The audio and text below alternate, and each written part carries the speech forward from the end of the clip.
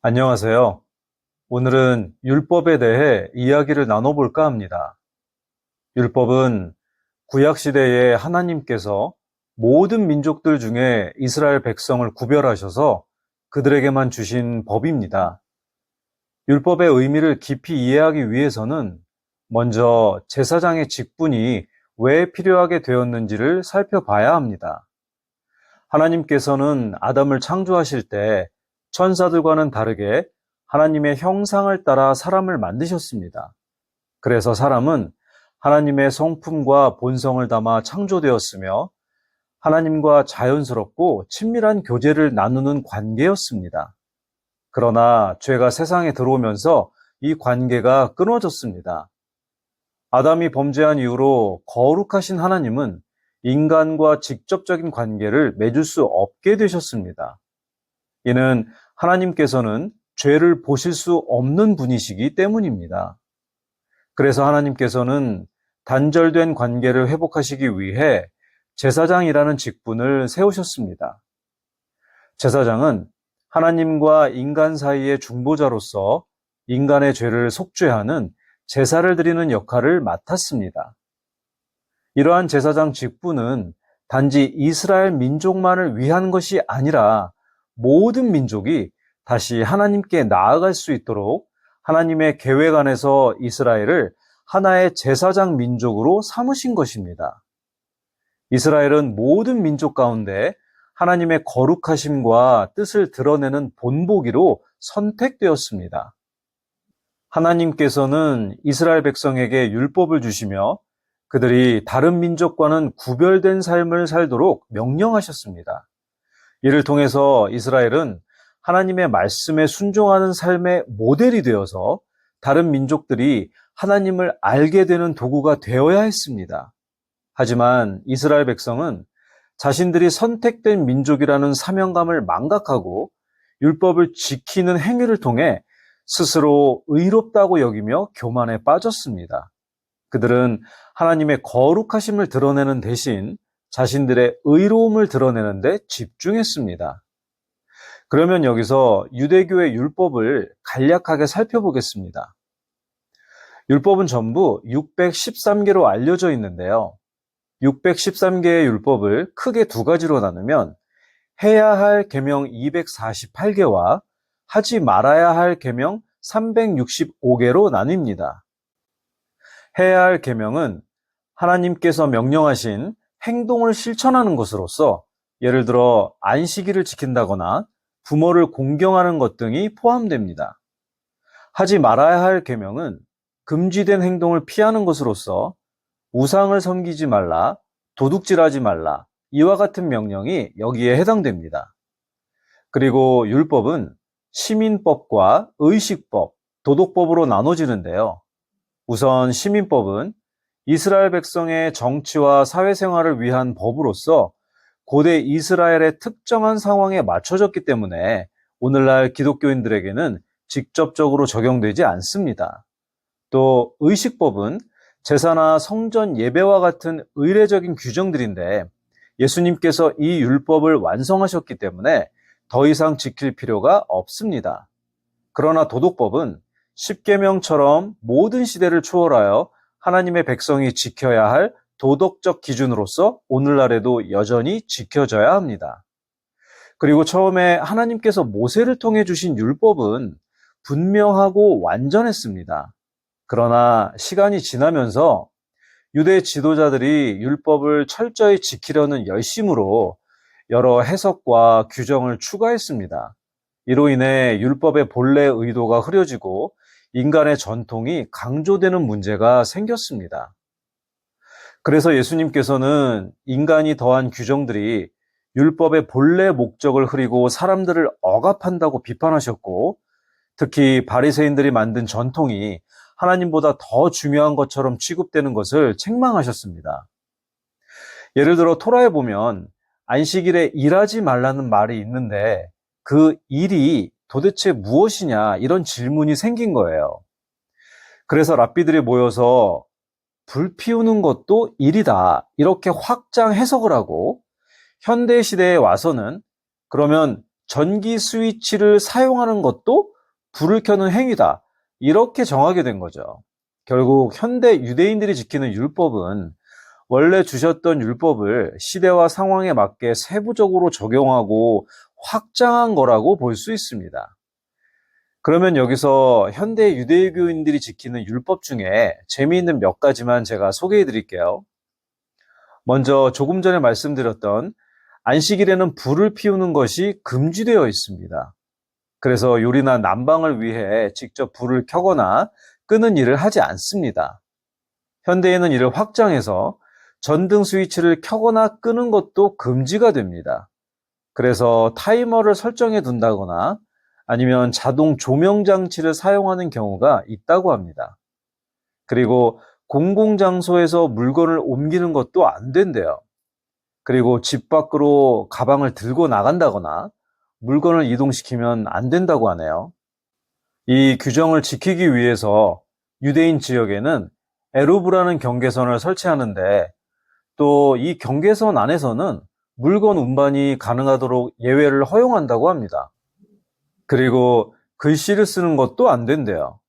심지어 글씨를 지우는 행위도 안 되기 때문에 메모를 한다거나 지우개로 글자를 지우는 것도 할 수 없다고 합니다.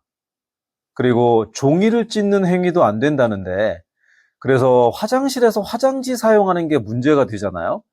이를 위해 일부 유대인 가정에서는 안식일 전에 미리 화장지를 필요한 크기로 잘라서 쓰기도 한답니다. 또 전자기기를 사용할 수 없대요. TV나 휴대폰, 컴퓨터 같은 것을 사용할 수 없다고 하네요. 이런 규정들은 안식일에 하면 안 되는 그런 조항들인 것 같아요. 하나님께서 처음에 주신 율법은 인간이 그것을 지켜서 의롭게 된다거나 구원을 얻으라고 주신 것이 아닙니다. 율법은 마치 거울과 같습니다. 우리가 거울을 통해서 얼굴에 뭐가 묻어 있다거나 머리가 헝클어져 있다거나 단추가 잘못 끼워진 것들을 알 수 있잖아요. 율법은 우리의 죄를 깨닫게 하고 하나님 앞에서 자신을 돌아보게 하는 역할을 합니다. 하지만 이스라엘 백성은 율법을 자신의 의로움을 드러내는 수단으로 사용하였습니다. 그러니까 그들은 내가 율법을 지켰으니까 나의 행위로, 노력으로 의롭게 되었다는 교만함을 가진 거예요.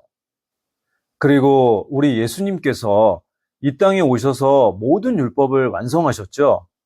마태복음 5장 17절에서 예수님은 내가 율법이나 대언자들의 글을 폐하러 온 줄로 생각하지 말라. 나는 폐하러 오지 아니하고 성취하러 왔노라. 이렇게 말씀하셨습니다. 예수님께서 십자가에서 죽으시던 순간에 성전의 휘장이 찢어졌다는 것은 모두가 알고 있는 사건이죠. 이것은 하나님과 인간 사이를 가로막고 있던 죄의 장벽이 허물어졌음을 상징하고 이제는 누구나 예수님을 통해 하나님께 직접 나아갈 수 있음을 보여준 사건입니다. 그리고 유대교에서는 안식일을 지키잖아요. 유대인들의 안식일은 금요일 저녁부터 토요일 저녁까지입니다. 이날은 하나님께서 세상을 창조하시고 일곱째 날에 쉬신 걸 기념하면서 일하지 않고 예배드리고 쉬는 날로 지키고 있습니다. 반면에 우리 기독교인들은 주일에 예배를 드리죠. 이건 예수님께서 일요일에 부활하신 걸 기념하여 주의 날로 지키고 있는 거예요. 그래서 초대교회 때부터 주일에 모여 하나님께 예배와 찬양을 드리는 전통이 시작됐습니다. 그래서 우리가 주일에 예배를 드리는 것이 보통 일반적이잖아요. 그런데 중요한 것은 특정 요일이 중요한 것이 아니라 하나님께 진실된 마음으로 예배를 드리는 것이 중요합니다. 요즘은 주일에도 일을 해야 하는 사람들이 많이 있잖아요. 또 가족이 함께 모여 예배를 드릴 수 없는 상황도 있고요.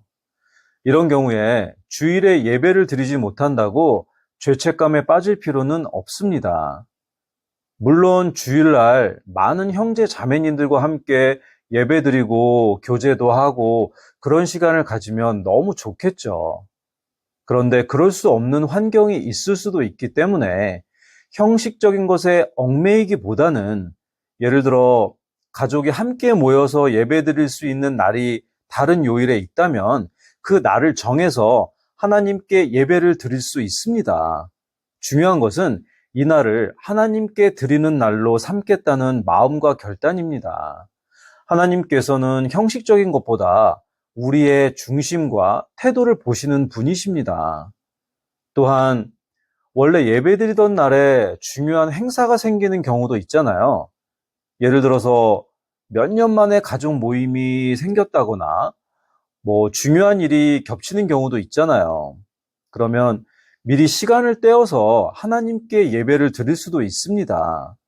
이런 상황이 생긴다면 예를 들어서 하나님, 제가 원래 예배드리던 날에 중요한 행사가 있는데 참석해야 할 것 같습니다. 죄송합니다, 하나님. 그래서 제가 미리 다른 날을 떼어서 예배를 드립니다. 저의 중심을 보시고 이 예배를 기쁘게 받아주시기를 원합니다. 이렇게 하면 하나님께서는 이러한 마음과 예배를 기쁘게 받아주시지 않을까요? 형식보다 마음의 중심을 보시는 하나님이십니다. 그러나 이러한 자유가 방종으로 변질되어서 단순히 자신의 편이나 즐거움을 위해 예배를 소홀히 하게 된다면 정말 안 되겠죠. 우리는 모든 율법을 우리에게 적용시키거나 혹은 구약시대의 것이라고 해서 모두 배척해서도 안 됩니다. 성경 안에 있는 말씀을 잘 분별하며 받아들여야 하겠습니다. 율법은 하나님께서 인간에게 주신 거울과 같은 도구로서 이를 통해서 우리는 하나님의 뜻을 깨닫고 자신을 돌아볼 수 있었습니다. 그러나 율법을 예수님께서 완성하셨기 때문에 하나님의 은혜와 사랑 안에서 자유롭게 살아갈 수 있습니다. 예배 역시 형식적인 틀에 얽매이기보다는 하나님께 진실된 마음으로 드리는 것이 중요합니다. 우리 각자의 상황에 맞게 하나님께 진심으로 예배드릴 때 하나님께서는 우리의 마음을 기쁘게 받으실 거라고 믿습니다. 그러나 하나님께서 주신 은혜의 자유를 방종으로 변질시키면 절대 안 되겠습니다. 우리는 하나님의 자녀들로서 성경 안에 있는 말씀들을 올바르게 깨닫고 올바르게 적용하며 살아가야 하겠습니다. 마지막으로 디모데후서 2장 15절 말씀을 묵상하며 마치겠습니다. 너는 진리의 말씀을 바르게 나누어 내 자신을 하나님께 인정받은 자로 부끄러울 것이 없는 일꾼으로 나타내도록 연구하라. 아멘. 감사합니다.